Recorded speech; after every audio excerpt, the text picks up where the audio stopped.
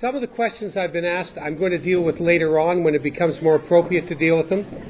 But I've received a lot of good questions about plans of eating that I'd like to deal with now. I did want to say, I talked about it, but I didn't make it absolutely clear. Many people don't eat foods for reasons that have nothing to do with compulsive eating. And that's fine. I mean, I don't eat meat. It has nothing to do with compulsive eating. It's just I don't eat meat. And I don't count that as part of my plan of eating. If I ever somehow ate meat, I wouldn't consider myself to have broken my abstinence because it's irrelevant in terms of compulsive eating. Meat doesn't create in and of itself any problem. And those of you who may have certain allergies of the other kind, if you would die if you ate shrimp or die if you ate peanuts, unless you have a desire to eat peanuts despite the fact that you would die if you did, if you had that desire, then clearly it may be a problem in compulsive eating.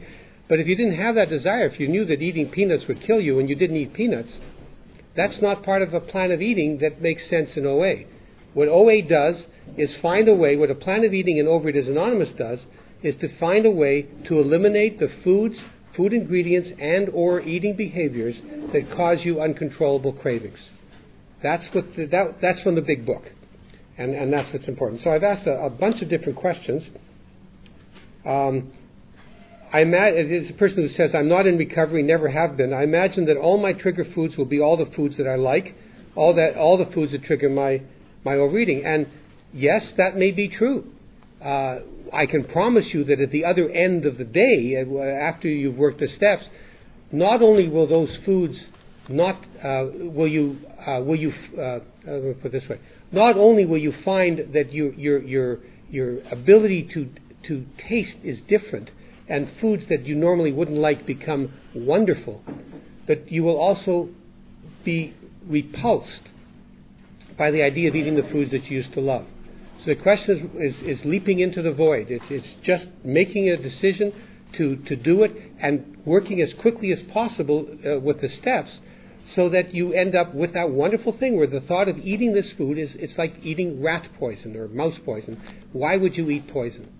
And once you have reached that moment of sanity, so what if you've given up these foods? Dr. Bob said it in his own way, but I say I have eaten all the ice cream that anyone is entitled to in his lifetime. I just ate it early, and so I've had all those foods. Lawrie, I've heard by some OAs have gone back to eat their compulsive foods because they're not compulsive anymore about them. What do you think about it? You know what? I'm going to save that for step 10. Just a minute. I'll come back to that. And this is the same kind of question, so I'll come back to that. Did I work the steps only once? Well, I worked steps 1 through 9 only once. Once I've recovered, I worked steps 10, 11, and 12, but I'll come back to that as well. Are you saying that one can have an allergy towards certain eating behaviors or perhaps even attitudes towards eating selfishly? Well, it's an allergic reaction. The foods cause an allergy. The foods cause this abnormal reaction, or the eating behaviors. I am saying that some eating behaviors can cause an allergic reaction of craving. That's what I'm saying. And maybe eating selfishly. I'm not sure what this person means, but I imagine it's sort of like, it's all mine. I want everything. I want, because I certainly have experienced that. If it's that, then yes, I would say that feeling might be an eating behavior that causes an allergy. It might be something that you can't control. And once you feel it, you do it. So you have to learn to give something up, to give it up, to eat only certain amounts or certain things. I remember when I first started, I would save a certain amount of food on my plate for my sponsor, who never ate it. But, what will for you be breaking your abstinence? Well, it would be knowingly eating butter. For instance, knowingly eating ice cream, knowing that I'm eating some foods that are not that I've eliminated. That would be breaking my abstinence.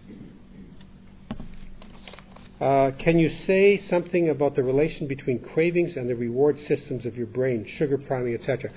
I did talk about this. It may have been this. I talked about the serotonin, the dopamine. There is some research on this. It's not conclusive, but certainly there's a movement among some researchers and some doctors to consider compulsive overeating an addiction.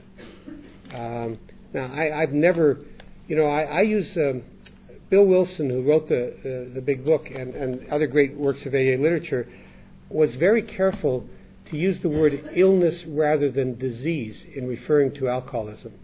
And in English, he felt that the difference was that illness was something that a doctor would not necessarily diagnose, but disease was something that was medical. And he wanted to keep alcoholism away from the doctors. He wanted to make it and you'll see as we go on, the treatment of alcoholism, the definition of an alcoholic in the big book is different from the definition of an alcoholic in the diagnostic statistical manual, DSM. I'm sure it's used here as well. It certainly is used in the United States and Canada, that most psychiatrists or psychologists would define.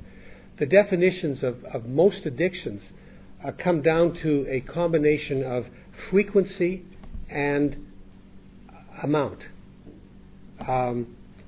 If you take a lot of times, and it's causing you harm, it also has to cause harm, then you are by definition an alcoholic or a drug addict or whatever. Even if you and that's not the definition in the big book of the alcoholic. The definition of the big book is a person who has both an allergy of the body and an obsession of the mind, no matter how frequently or infrequently that person drinks, and no matter how much that person drinks. The big book says you can be a moderate drinker and still be an alcoholic. So Bill wanted to take it away from medicine, and because he didn't want there to be a medical approach to the problem. He wanted it to be spiritual. And so I use the word illness and not disease, even though in today's world, illness and disease have a almost similar meaning. So those are the questions so far that I'm going to answer. The rest of the questions I will answer. They're wonderful questions, but this isn't the time to answer them. I will when I get to the particular point of the book. I'll discuss them. We're on to Bill's story, but I'm not going to spend much time on Bill's story. That's page 1 of... I'm now with the 3rd and 4th edition. It's all the same page numbers, but it's at page 26 in the Danish version. Bill Wilson, this is Bill's story. Bill Wilson was truly a brilliant man. And his story is one that is at times difficult for people in OA to understand or to empathize with. His was a typical or stereotypical alcoholic kind of life, where he makes money, he loses money, and he drinks, and he breaks things, and all these things. The story I told you about yesterday, you having a business appointment on a Thursday and drinking on Wednesday and waking up in the hotel room or on the gutter on the Friday and not knowing where you'd been. These are the sort of the typical stories that the first edition of the big book contained. They were the gutter drunks, the street drunks, and sometimes it's hard to see in him the kind of the gradual deterioration, the loneliness and the despair that many of us feel, because many of us in our program feel and have been victims of people like Bill, actually. We've been hurt. We've been really hurt by other people who have been more active and taking greater risks and taking greater liberties with emotions and because of their own addictions. So it's sometimes hard to read Bill's story, and I'm not going to spend much time on it other than to tell you that the elements of the illness are right in his story. He starts off with talking about alcohol as being something that gives him creativity, that gives him conviviality, he calls it, that gives him friendship, that he's able to loosen up and be more creative. But gradually it becomes a necessity to him, and he realizes that he can't do without it. And he realizes that that's bad. He keeps trying to swear off his wife, his codependent Lois, who helped him a lot in his illness, and she admitted it, and that's why she was the founder of Al-Anon.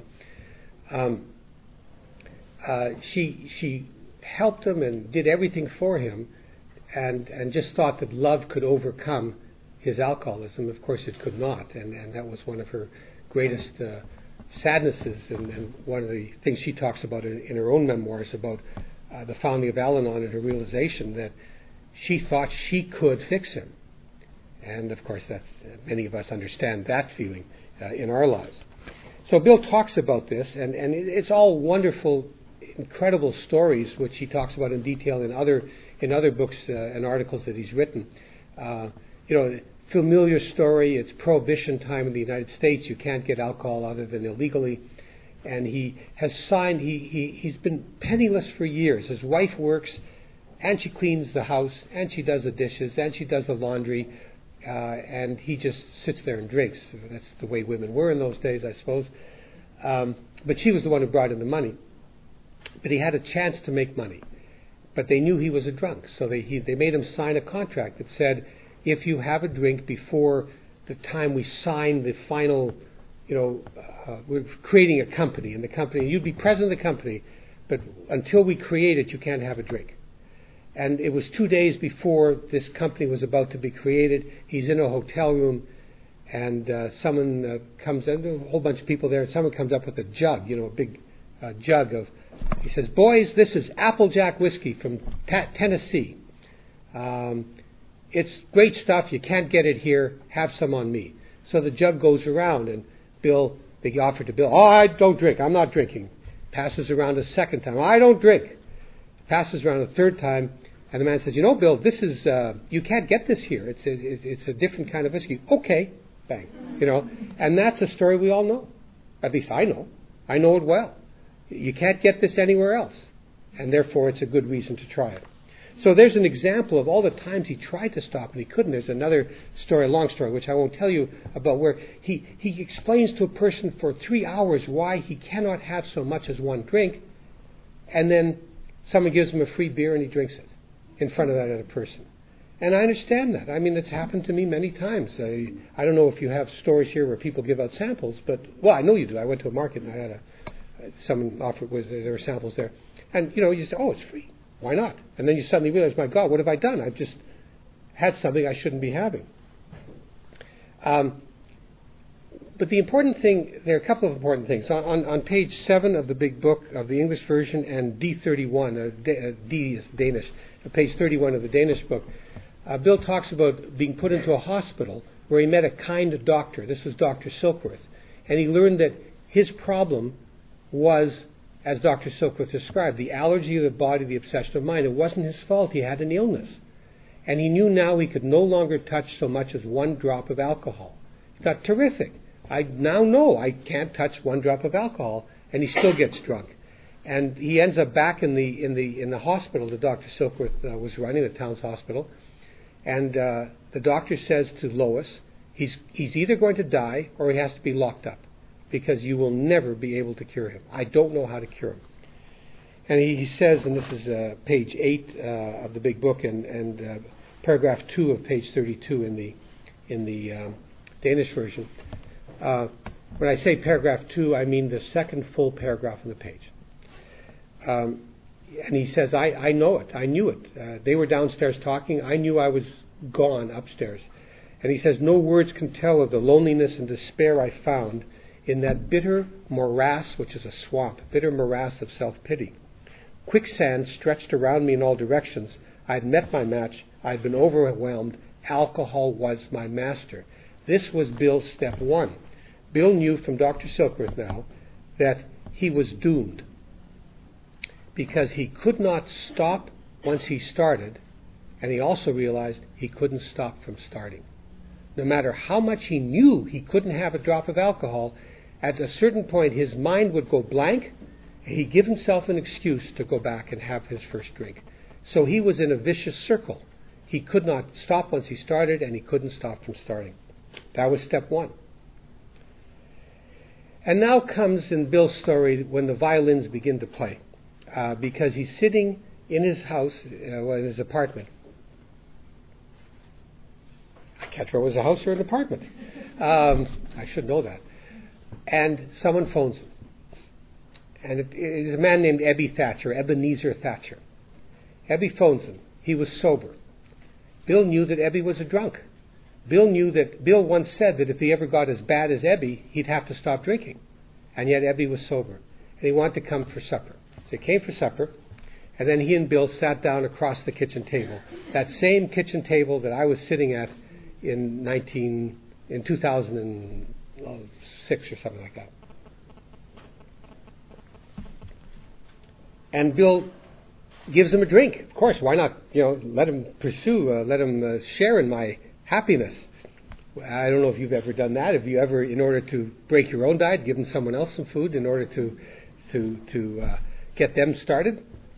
And Ebby says, no, I'm not drinking. And Bill says, well, what's going on? And Ebby says, I've got religion. And this starts Bill off on a religious diatribe. He can't stand religion. This caused wars. It's caused all kinds of problems. He doesn't believe in God. And there's a page and a half in the big book where he talks about that. And then he says, I can believe in the devil because it had me. The devil had me, but I can't believe in God.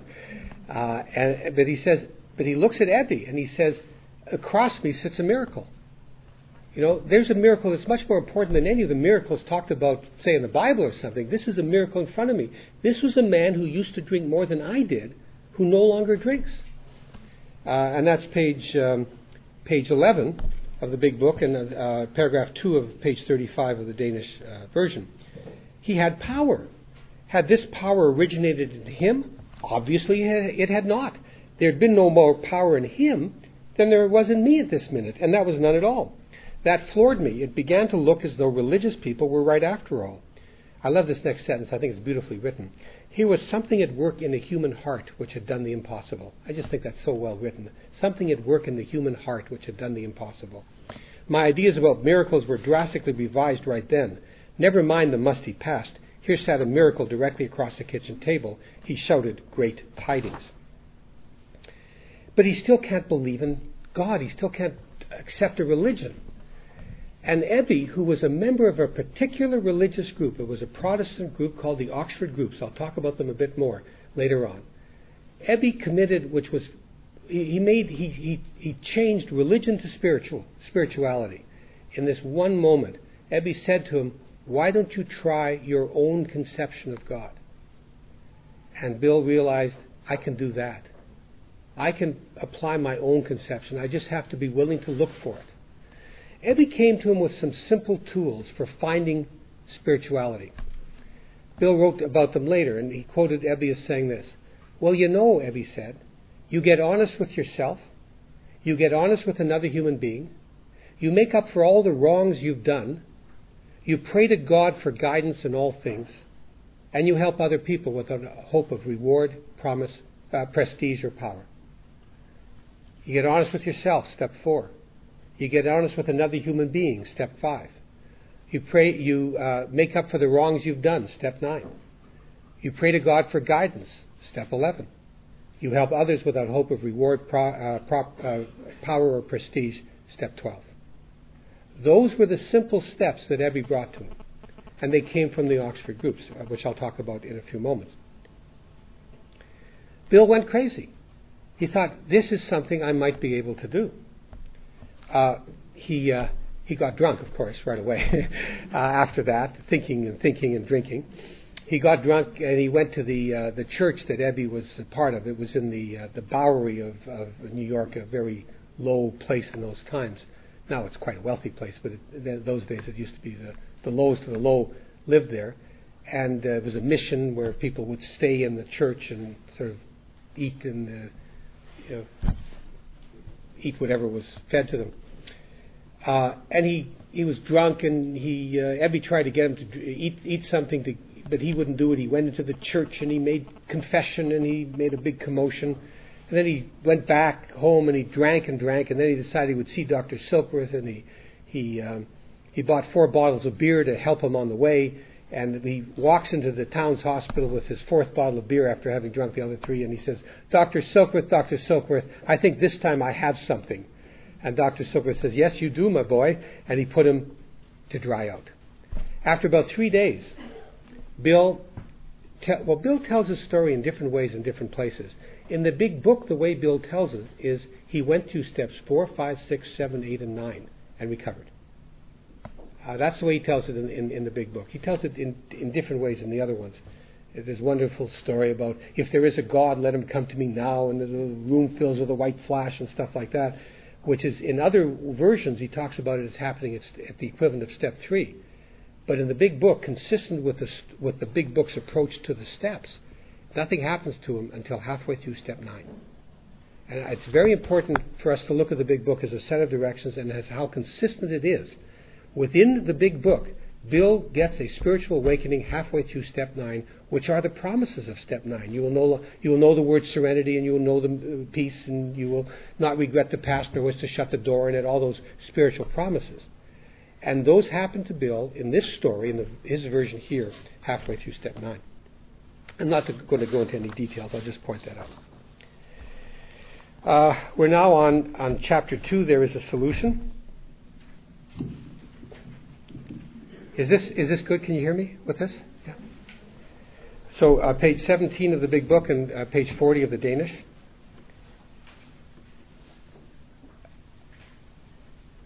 We of Alcoholics Anonymous know thousands of men and women who were once just as hopeless as Bill. Nearly all have recovered. I'm told, by the way, that in Danish the word recovered is not used. It is more a sense of being. That the only place in the Danish version that recovered is used is on the title page, where it says how many thousands of men and women have recovered from alcoholism.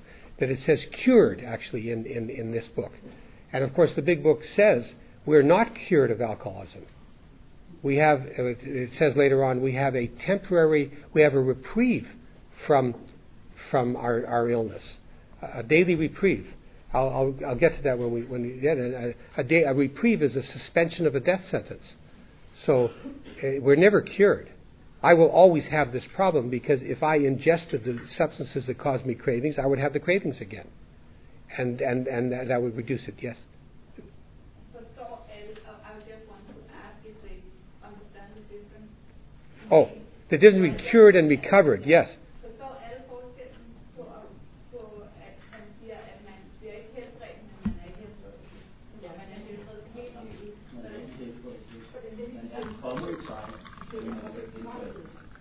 Okay. The old alcoholics 40 years sober, when they came to Denmark, they actually told everybody you are cured. Yes. And if you go take the old 12 on the front page, you are recovered. Yes. So it's recovered. It says cured. Yeah. Is that what you're saying? But not that you are cured, then curing. You're in the process of curing.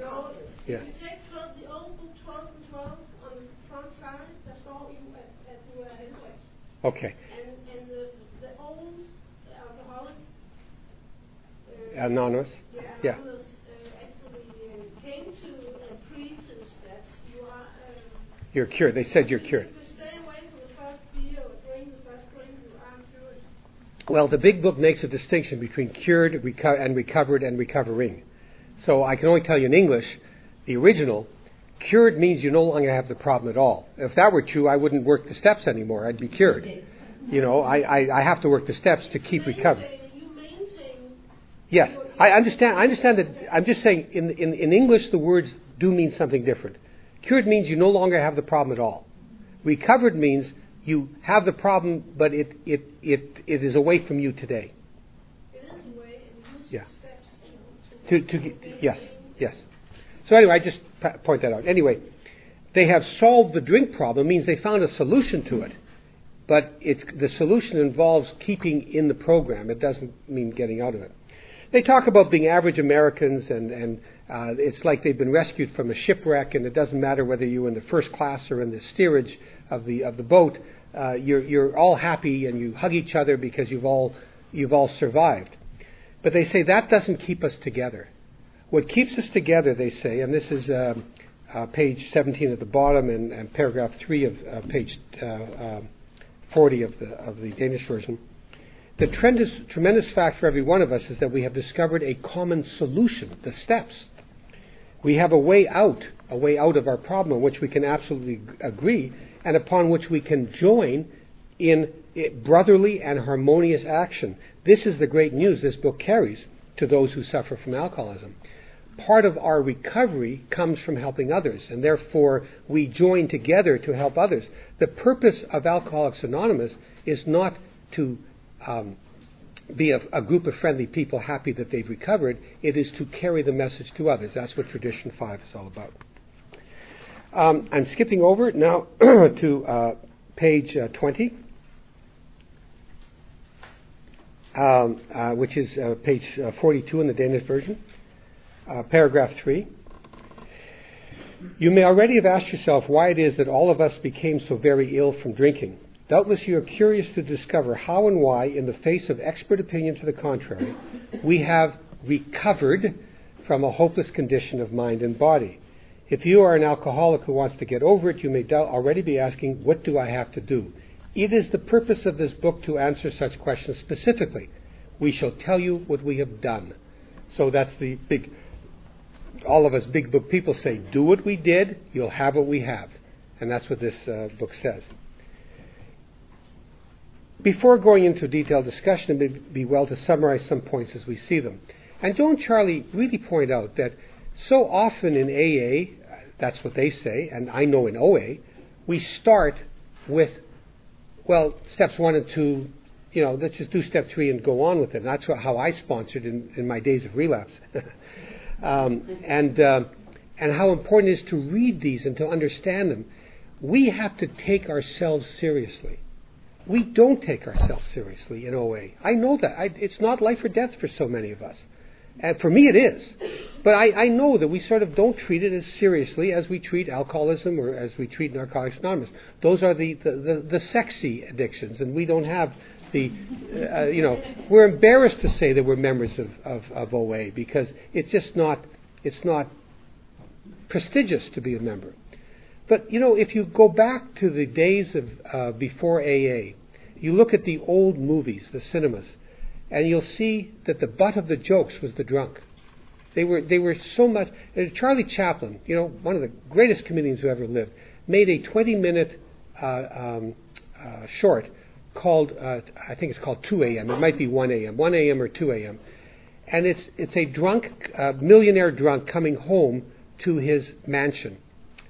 And it is one of the most amazing pieces of comedy you'll ever see. He goes through about 20 minutes of teetering over the edge. He's almost about to fall, and then he doesn't fall over a big staircase. He climbs up what he thinks is stairs. It's really a ladder, and then the ladder goes backwards. All these amazing things that happen. And it would be hilarious, really funny, if he weren't a drunk. But the fact that he's a drunk means that I can't watch it I can't laugh at it. But it was very funny when he did it, because drunks were the butt of the jokes, just as fat people are the people with eating problems are the butt of jokes today. It's our job to make it serious, and it's our job to be able to explain how serious it is. We are going to die badly if we keep on with our compulsive eating. Whether it's undereating or overeating, our bodies will gradually deteriorate, and we will become dependent upon other people, and more dependent. And our deaths will be slow, painful, humiliating, and tragic. I have a few friends who have died of this illness. I have a friend who has recovered, lost a lot of weight, kept it off for years, and he often ends up sponsoring really, really heavy people because of how much weight he's lost. And he's told me about 2 people he sponsored who couldn't get it, and they both died. They weighed 500 to 800 pounds. Someone helped me with the kilo. It's 300 or 400 kilos. One of them died because he was in a fire in his house and they couldn't get him out. This is. I would have luckily, I stopped before I became that fat. But it is that, or the people who undereat are the people who waste away. Whatever, we're going to lose our faculties. We will lose our minds. And we've got to start treating this seriously. It certainly is a serious medical problem all through the world. So, the big book goes on, and it talks about what the definition of the real alcoholic is. On page 20 at the bottom, or page 43 of the Danish edition, paragraph 2. Moderate drinkers have little trouble in giving up liquor entirely if they have good reason for it. They can take it or leave it alone. Then we have a certain type of hard drinker. He may have the habit badly enough to gradually impair him physically and mentally. It may cause him to die a few years before his time. If a sufficiently strong reason, ill health, falling in love, change of environment, or the warning of a doctor becomes operative, this man can also stop or moderate, although he may find it difficult and troublesome and may even need medical attention. But what about the real alcoholic? So the real alcoholic is neither the moderate drinker nor the hard drinker. They say he may start off as a moderate drinker. He may or may not become a continuous hard drinker. So you can have an alcoholic who is not a hard drinker who can be a moderate drinker. What's the definition? At some stage of his drinking career, he begins to lose all control of his liquor consumption once he starts to drink. So the first definition of the alcoholic, as it should be in the big book, at least from the big book, of the compulsive eater, is a person who can't stop once started, who loses control at certain times and can't stop even though the mind might be saying, I must stop. That's the definition of the big book, and it's one that helps me understand my compulsive eating. It explains half of the problems I had in my life, that of the hand coming to the mouth and the mind saying, the next bite I will stop. Just the next one, or the next one, or the next one. So that shows you that you cannot define an alcoholic by the amount, and you cannot define the compulsive eater by the amount. You define the compulsive eater as to whether or not he or she has an allergy of the body. Allergy meaning that the abnormal reaction comes of cravings. Page 22 in the middle, or page 44, paragraph 1 in the Danish version. Why does he behave like this? If hundreds of experiences have shown him that one drink means another debacle, catastrophe, horrible happenings, with all of its attendant suffering, all the suffering that comes with it, all the suffering and humiliation that comes with it, why does he take that one drink? Why can't he stay on the water wagon? What has become of the common sense and willpower that he still sometimes displays with respect to other matters?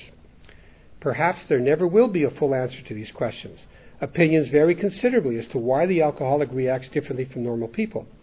We are not sure why, once a certain point is reached, little can be done for him. We cannot answer the riddle. We know that while the alcoholic... So, this is another thing. We're not experts. We don't have opinions on outside issues. I don't know why I get these cravings. I have my suspicions. I read some medical journals. I read some medical research. But that doesn't matter. And, doctors will not accept this as a problem because they can't measure this craving. It's very hard to measure it. It's emotional, it's spiritual, whatever it is, it's something that takes over me. I call it physical, not because I know it's absolutely physical, but because I know it's like blinking and like breathing and like the heart beating. I can't stop it. All the will in the world, I can't stop it. And therefore it must be physical as opposed to mental, where I can in some way see a change in my mind. Does that make sense? So it's not worth arguing over whether it really and truly is physical. What is important is that we believe that it's physical. So we can point to it and say, that is what I can't do.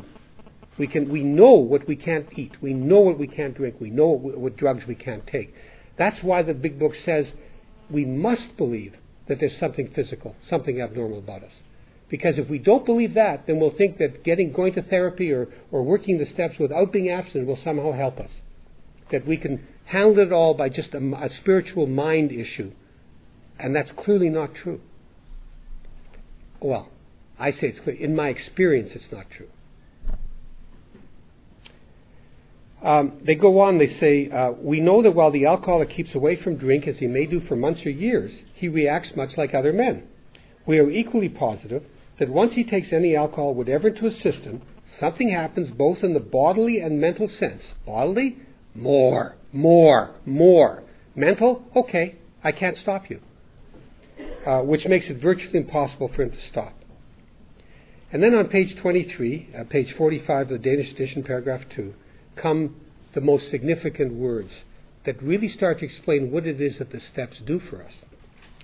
These observations would be academic and pointless if our friend never took the first drink, thereby setting the terrible cycle in motion. Therefore, the main problem of the alcoholic centers in his mind rather than in his body. If you ask him why he started on that last bender, the chances are he will offer you any one of 100 alibis. Sometimes these excuses have a certain plausibility. They make some sense.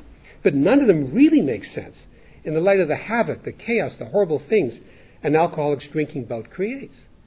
They seem to be reasonable, but ultimately they are not a solution. They sound like the philosophy of the man who, having a headache, beats himself on the head with a hammer so he can't feel the ache. If you draw this fallacious, this false reasoning to the attention of an alcoholic, he will laugh it off or become irritated and refuse to talk. Once in a while, he may tell the truth. And the truth, strange to say, is usually that he has no more idea why he took that first drink than you have. Some drinkers have excuses with which they are satisfied part of the time, but in their hearts they really do not know why they do it. Once this malady, this illness has a real hold, they are a baffled lot. There is the obsession that somehow, someday, they will beat the game. An obsession is an idea that takes control of your mind to the exclusion of all other ideas. And that's what they're going to talk about, the mental obsession. The mind that takes control of you and blots out all the other thoughts that you have. Thoughts such as, this is bad for me, I must not eat it. It just blots it out, takes it away, and replaces it with the thought that somehow, someday, you will beat the game. On page 24, right at the top, beginning on page 46, paragraph 1, sort of in the middle of that paragraph, at a certain point of the drinking of every alcoholic, he passes into a state where the most powerful desire to stop drinking is of absolutely no avail. They go on in the italics. The fact is that most alcoholics, for reasons yet obscure, reasons that can't be seen, have lost the power of choice in drink. Our so-called willpower becomes practically non-existent. We are unable at certain times to bring into our consciousness with sufficient force the memory of the suffering and humiliation of even a week or a month ago. We are without defense against the first drink. The almost certain consequences that follow taking even a glass of beer don't crowd into the mind to deter us, to stop us. If these thoughts occur, they are hazy and readily supplanted, replaced with the old threadbare idea that this time we'll handle ourselves like other people. There is a complete failure of the kind of defense that keeps one from putting his hand on a hot stove. I never put my hand on a hot stove, and I'm sure it's the experience of many people in this room. Only once in my life did I ever put my tongue on the window of a car in minus 40 weather. Never did that again. It hurt. That makes sense to many of you? Yes. You know what I'm talking about, right? Those of you who don't, have never experienced cold weather as we experience in Canada, may not know that your tongue sticks to anything and you can't take it off without ripping off the skin of your tongue. I did that when I was 7 years old. I never did it again. But I've overeaten many, many times. And I've eaten the foods that I knew were my problem many, many times, and I never learned. This is the mental problem that we have is an illness that tells us we don't have an illness. That's really what it is. And ultimately, and sadly, it is aided, it's abetted, it's encouraged by almost every diet you will ever read, even those given to you by nutritionists, which tell you once you've lost your weight or once you've gained it, either, you can have your foods back. You can eat in small quantities. I don't know any diet that I've ever seen in a magazine that tells me that once I lose my weight, I cannot have a little bit of ice cream again. You know, and some of the diets these days give you the ice cream in the middle. They say, once a week you can have a little bit. And even the popular weight loss program that I used to be a member of, now you have points and you can have your donuts and stuff like that, where before you couldn't. Well, it works for some people who need to know what a good measure of a portion is, but it could never work for me. Page 25, which is on page 47, the Danish version, paragraph 1. There is a solution. Almost none of us like the self-searching, the leveling of our pride, the confession of shortcomings which the process requires for its successful consummation. But we saw that it really worked in others, and we had come to believe in the hopelessness and futility of life as we've been living it. When, therefore, we were approached by those in whom the problem had been solved, there's a solution, there was nothing left for us but to pick up the simple kit of spiritual tools laid at our feet. And someone once pointed out that to pick up something laid at your feet means you must kneel. We have found much of heaven and we've been rocketed into a fourth dimension of existence of which we had not even dreamed. I'll pick up this fourth dimension when we talk about step 11.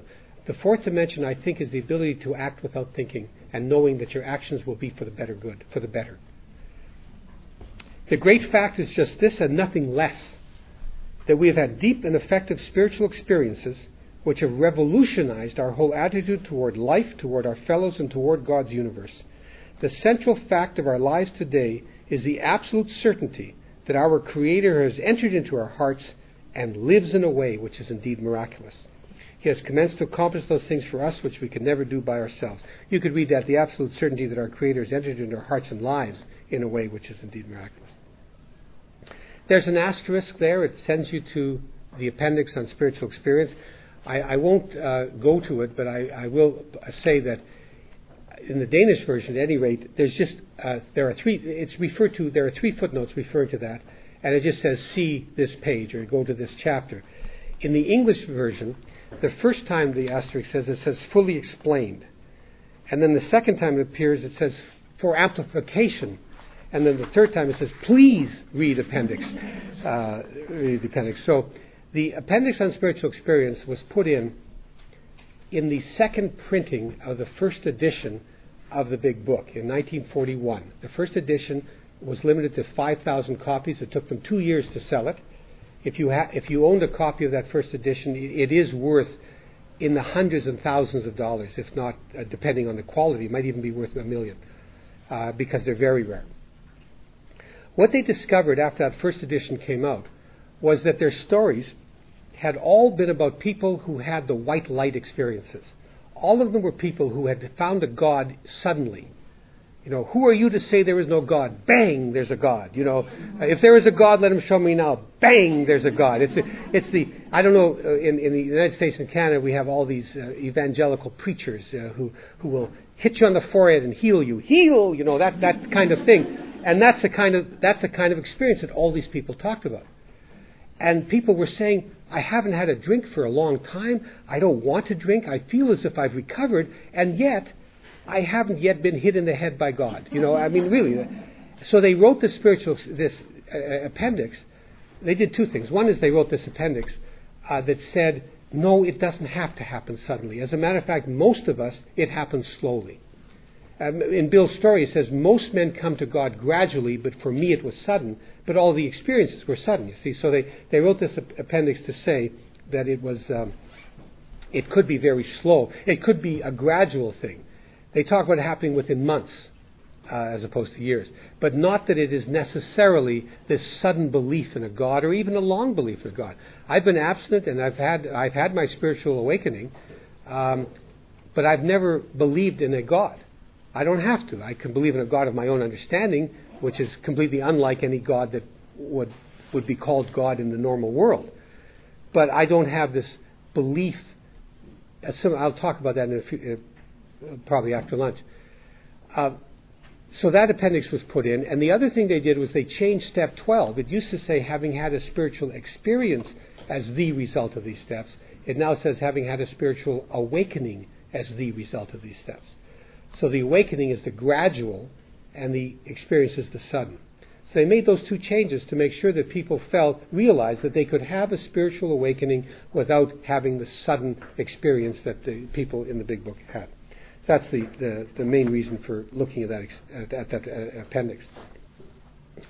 On page 26, also on page 47, paragraph 4 of the Danish version, there is a reference to a certain American businessman. In the history of AA, this is a wonderful story, so I'm going to tell it even though I don't really have the time to tell it. In 1931, although there's some argument as to maybe it might have been earlier and then came back, but anyway, approximately 1931, a very wealthy family sent one of their sons to Europe because he was an incurable drunk. And they sent him to Sigmund Freud to be psychoanalyzed, hoping that might cure him. Well, Freud was evidently very busy, and he sent him to his disciple Alfred Adler, who, I can't remember, he was either busy or something else. So Roland Hazard was the name of this man. Roland went, these guys have wonderful names. Roland went to Carl Jung in Zurich. Carl Jung had broken with Freud over issues relating to spirituality. And he went through psychoanalysis with Carl Jung. And regardless of what anyone believes about any of these psychiatrists or psychoanalysts, they were clearly great therapists in and of themselves as individuals. Well, there are some issues with Freud, but at any rate, they were clearly people who could put you through. There are a lot of issues with Carl Jung too. But anyway, he left Carl Jung thinking that he had understood himself so well that he would never drink again. And he got drunk either on the train going back to the port or on the ship going back to the United States. He went back to see Carl Jung and he said, I'm drunk again. And Carl Jung said, I can't help you. You're incurable. On page 27 of the big book, page 48, paragraph 5 of the Danish version, you have the mind of a chronic alcoholic. I've never seen one single case recover where that state of mind existed to the extent that it does in you. Our friend felt as though the gates of hell had closed on him with a clang. He said to the doctor, is there no exception? Yes, replied the doctor, there is. Exceptions to cases such as yours have been occurring since early times. Here and there, once in a while, alcoholics have had what are called vital spiritual experiences. To me, these occurrences are phenomena. I can't explain them. I don't know. They just happen. They appear to be in the nature of huge emotional displacements and rearrangements. Excuse me. That is, the emotions, from Jung's point of view, these are emotions, are completely changed around. Ideas, emotions, and attitudes, which were once the guiding forces of the lives of these men, are suddenly is not our experience, could be slow, suddenly cast to one side, and a completely new set of conceptions and motives begin to dominate them. In fact, I've been trying to produce some such emotional rearrangement within you. With many individuals, the methods which I employed are successful, but I've never been successful with an alcoholic of your description. Roland said, well, I'm the deacon of my church. I'm very active in my church. I believe in God. And Jung said, that's not what I'm talking about. I'm talking about a vital spiritual experience. And Roland went back to the United States, and he discovered a group called the Oxford Groups. The Oxford Groups had been founded in the early 1900s by a man named Frank Buckman. Frank Buckman, I sure hope that's his name. I'm sure that's his name. His history was kind of interesting. He used to be a minister in a Presbyterian church in Pennsylvania somewhere. And he got very angry at them, and they got very angry at him, and they had large words, big words, and he left them. I was going to say left them in a huff, and then he took a ship too. He had used a huff, and then he used a ship, but that's a joke. But not a very good joke, I guess. It's a very bad joke. So he went to Oxford, England, not to study at Oxford University, but just because it was a place where he could contemplate and think about things. He began to realize that he had lost his passion for God. And that was really at the heart of his problem, that it wasn't what his church had done, it was that he himself had lost his passion, and he was living a hypocritical life. He wrote a letter of apology to the church, apologizing to them for the grief that he had caused them because he had lost his own passion. And he discovered that he regained his passion. So he started to figure out what had happened to him. He began to study some more, and he developed some very simple techniques for regaining the passion for Christ. You get honest with yourself, you get honest with another human being, you make up for the wrongs you've done, you pray to God for guidance in all things, and you help others with the hope of reward, property, and prestige. And a group of people began to gather around him, calling themselves the Oxford Group, after where he had started this. It became very popular in the United States, very popular. They would go to cities and towns and hold big meetings of business people, businessmen, very few business women in those days, and ministers, and try to reawaken passion for Christianity and for Christ. They called themselves first century Christians because they wanted to be like the first disciples, like the people who were carrying the word with passion and vigor.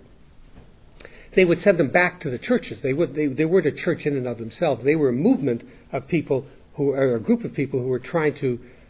The Oxford movement is in the Catholic Church, but they were a group of people who were trying to reawaken the passion. Well, Roland found the Oxford groups, and he got honest with himself, and he got honest with another human being, and he made up for the wrongs he had done, and he prayed to God for guidance in all things, and he tried to help others without hope of reward, property, or prestige. One day, 2 people came to him, and he stopped drinking. That's important. He stopped drinking. And one day, 2 other members of the Oxford groups came to him. I love their names, Shep and Zebra. These are not names you normally encounter. Often in the United States in those days, I think people were named after were given the first names of their mother's last name. I think that's what it was, but I'm not sure. Anyway, Shep and Zebra had been speaking to a person in a small town in Vermont. And this person had been sent to the summer mansion of a wealthy family. He was a hopeless drunk. He got so hopeless that they'd asked him to paint the house. Maybe that would get him sober. He painted the house, and some pigeon, made a little mess on the house, on the paint. So he got out a shotgun and shot the whole side of the house to try and get the pigeon. He got into a car, and he drove right through the wall of another house into the kitchen and got out of the car and asked for a cup of coffee. Well, he was immediately arrested, and he was about to be put into an insane asylum, a mental institution for alcoholic insanity, by a judge who was the father of one of these 2 men, Zebra, I think. And they had been talking to him about the Oxford groups, but they weren't drinkers. So they went to Roland and said, we know your experience. You stopped drinking as a result of this. Could you speak to my father, the judge, and tell him that he can come under your care and custody and that you'll try and help him get sober? And he did. And that was Ebby Thatcher, Bill's friend. So Ebby got honest with himself, got honest with another human being, made up for the wrongs he had done, prayed to God for guidance in all things, and looked around for people he could help, and thought of Bill. So he went to see Bill, and we had that meeting that I described earlier across the kitchen table. Now, Bill had one piece of information that Ebby did not have, and that was the reason for his problem. Bill knew that his problem was that once he started, he couldn't stop, but that his real problem was in the mind, that he couldn't stop from starting. And Bill realized, as he worked these 5 suggestions, that they changed his mind. See, remember, Carl Jung said you have to change your mind. You have to have this spiritual experience. Bill knew why he needed a spiritual experience, because he knew that his mind had to be changed, because if it wasn't, he'd continue to go back to drinking. So Bill ended up with the equivalent of 6 steps. You're powerless. And because you're powerless, you get honest with yourself, you get honest with another human being, you make up for the wrongs you've done, you pray to God for guidance in all things, and you help others without hope of reward, property, or prestige. Bill brought it all together, 6 steps. And we'll see as we go into the history of AA how those 6 steps became 12 steps. The next, and I should say that, I'll do it. I find it so interesting. Bill wrote to Carl Jung just before Carl Jung died. And to thank him for the role that he played in the creation of Alcoholics Anonymous. In the first version, the first printing of the big book, they never mentioned Dr. Jung's name as they do now. And he wrote to Carl Jung and he thanked him and gave him some of the history of what had happened. And Carl Jung wrote back to him a letter which Lois framed and put on the wall of their home. And in the pictures that I sent around, you might have seen a little plaque with a letter. That's Carl Jung's letter. I won't read the whole thing, but I'll just read a part of it that I think is really significant. It's a wonderful letter. You can get it on the internet, copy on the internet, or you can buy an AA book called The Language of the Heart, which is a wonderful collection of Bill's writings. I'm telling you, they're incredible. He has written some great essays on well, on many different things, but it contains this letter. He says that Roland's craving for alcohol was the equivalent on a low level of the spiritual thirst of our being for wholeness or God. So easy for us to translate, we have a hunger for God. And we fill that hunger with food instead of with God. That was his analysis of Roland's problem. A spiritual thirst. And he says, the only way you can have that, he says there are two ways to find a spiritual answer. One is through an experience, God talking to you or people talking to you through God, an act of grace or a miracle occurring to you, or through a higher education of your mind, through beyond the confines of mere rationalism. You have to go outside of logic and rationalism and find and study and find a God that way. And he says clearly Roland tried that way, and it was obviously the better way. And he says, there is evil in this world. This is where Jung becomes a little bit not quite scientific. He says there's evil in this world. And if we don't recognize the spiritual thirst for wholeness, it will lead us into hell. If we don't have either real religious insight, a spiritual awakening, or the protective wall of human community. And you see what all these 12-step fellowships give us, like OA, is the combination of spiritual insight and the protective wall of human community. That's why it's so powerful, because we have both of the things that Carl Jung says you can have one of or the other of. So I find that to be very powerful concept, is that at the same time that we're working through our spiritual growth and we're finding our God through the steps, we are also protected by the common humanity within our program. We are part of something and part of a fellowship that gives us that protection while we're working the steps. And when we work the steps, we find our spiritual thirst for wholeness quenched not by alcohol, or our spiritual hunger for wholeness not quenched by food, but quenched by our concept of God, our higher power. Very powerful. Well, I think it's powerful.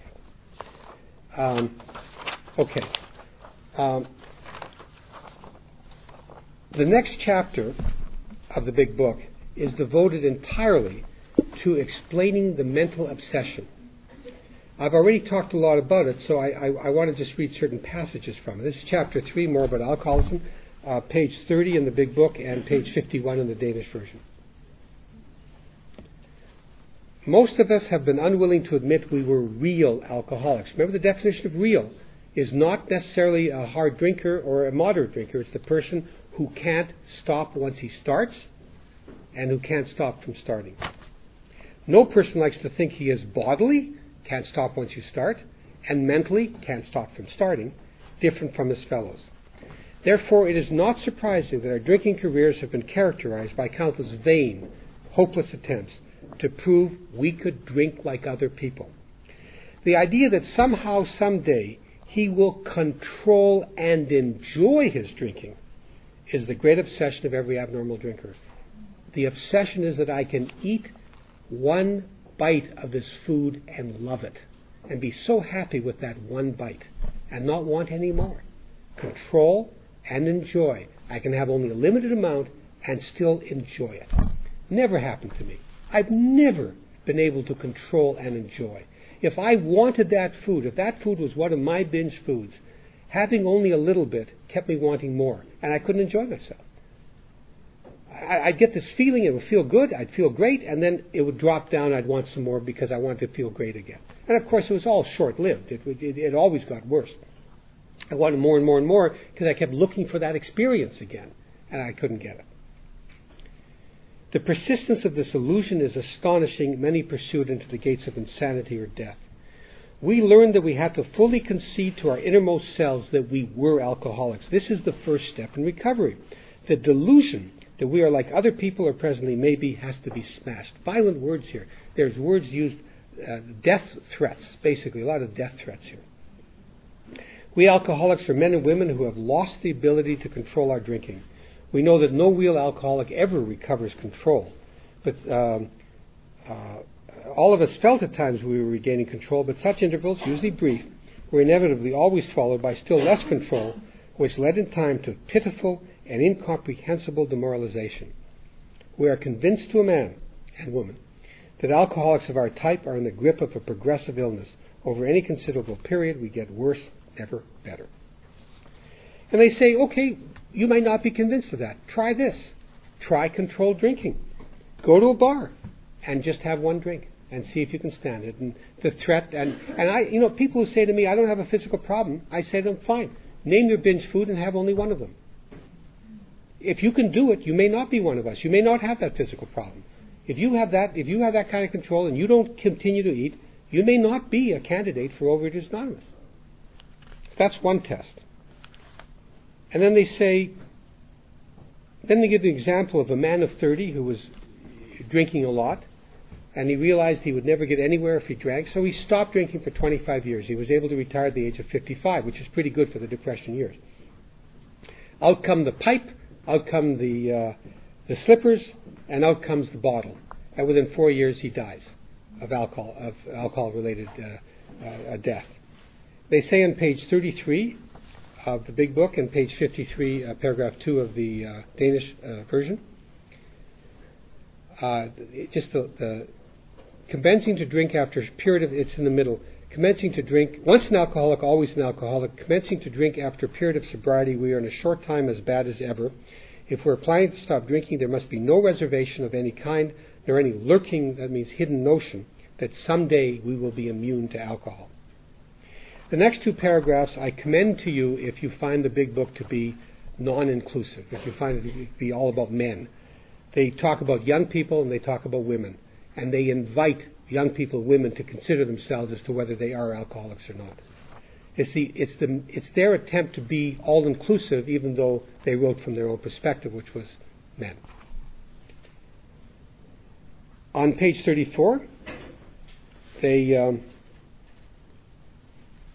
where's their other test? Oh, they have another test. Yes, another test.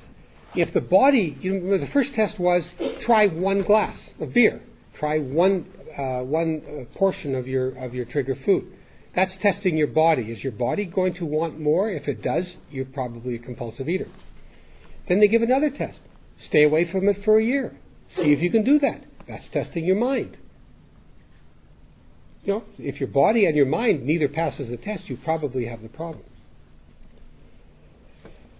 And then they go into 3 examples to analyze the thinking that goes into the mind of the alcoholic who takes what they call the desperate experiment of the first drink.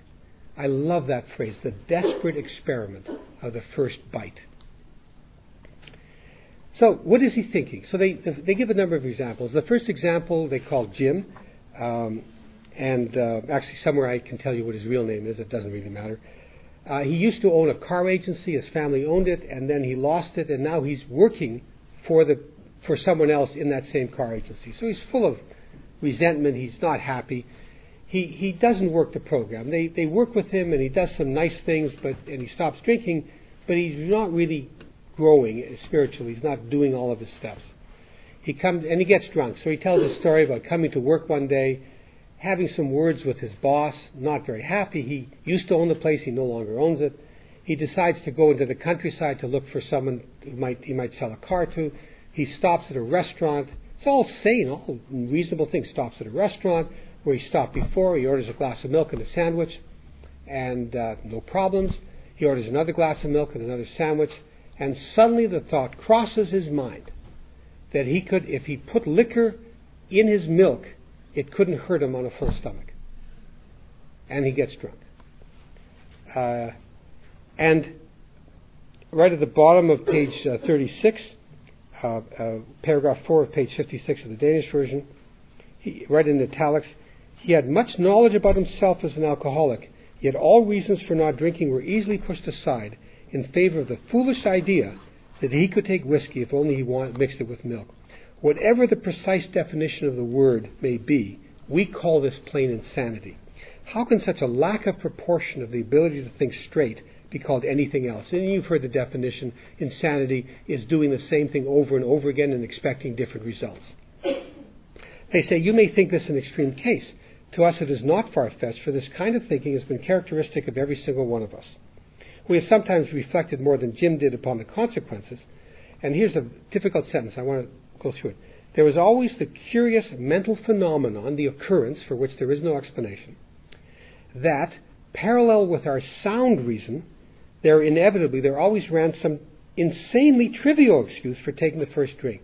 So imagine, well, I don't know if you ever watched Disney cartoons, and they often used to have in the old days the angel and the devil on either shoulder, Mickey Mouse, don't take it, don't take it, don't take it. Yes, take it, that stuff. And the idea here is parallel. There are two paths, On the one side is, don't take it. This is bad for you. Once you start, you won't be able to stop. Remember, every other time you've ever had this, once you started, you couldn't stop. Now you've been off it for 6 months. You've been really good. Don't do this, don't do this, don't do this. That's the angel. The devil on the other side, you know what the devil is saying? I think in the end the devil is just saying, oh, come on. Come on.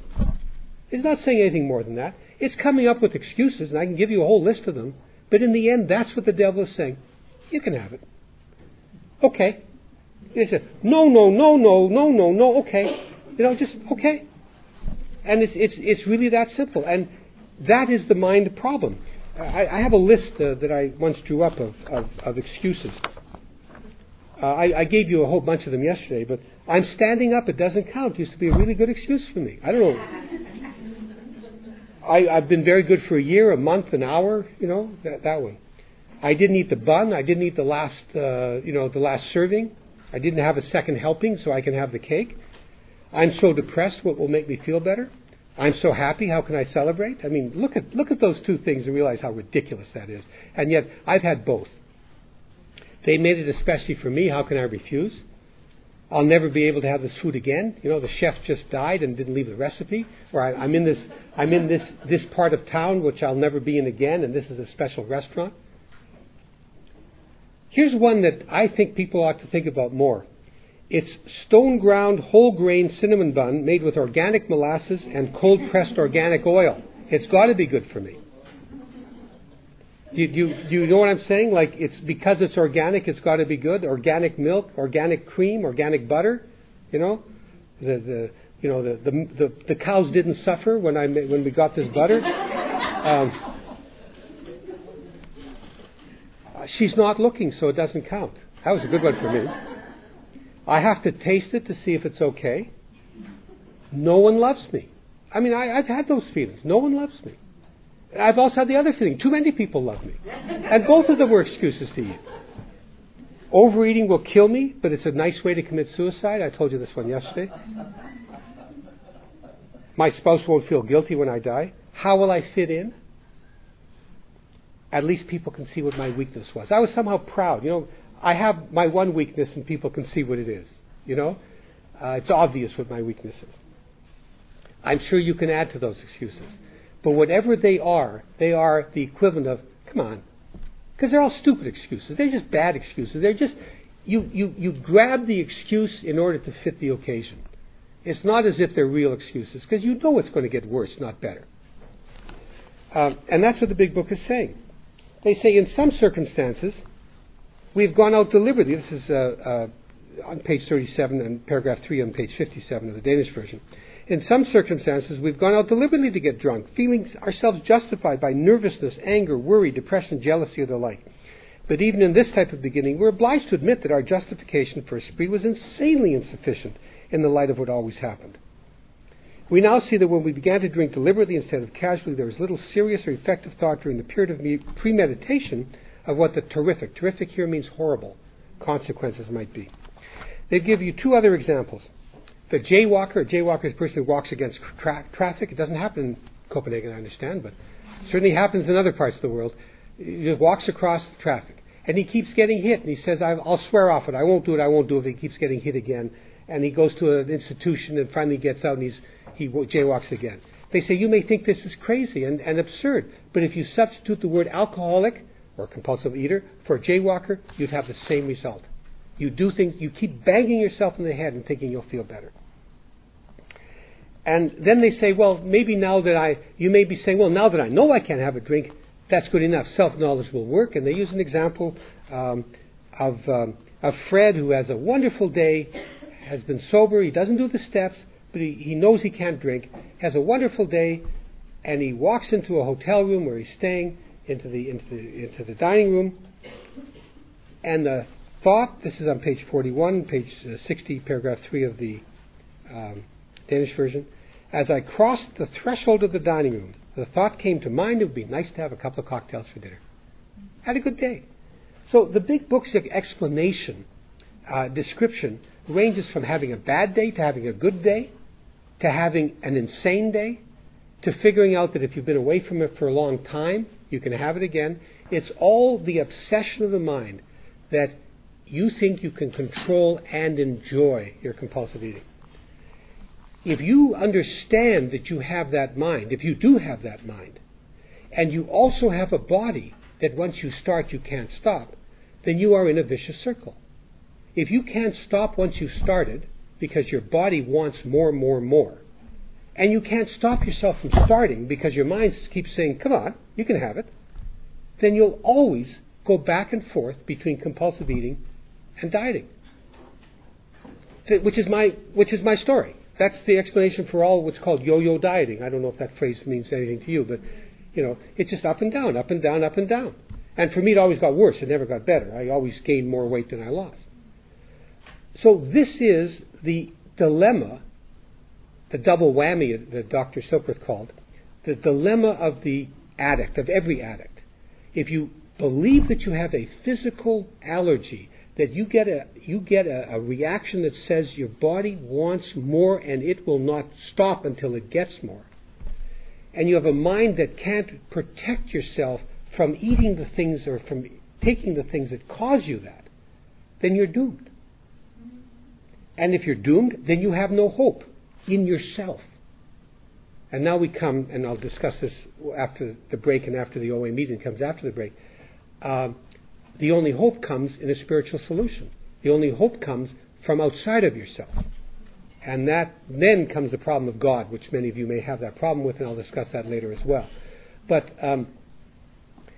if we don't understand step one, and it's really just understanding, we don't understand how desperate we are, that we will never get out of this, that our fate is death and a horrible death, and it's slow, very slow.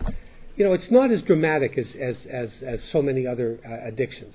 But that's our fate. If you don't take it that seriously and understand that it may not be bad for you now, but it's going to get worse and worse and worse if you exhibit those same symptoms. If you can't learn from our longer experience with eating, and if I can't learn from those who have reached 800 pounds or 300 kilos or whatever, 400 kilos, then this program is not going to be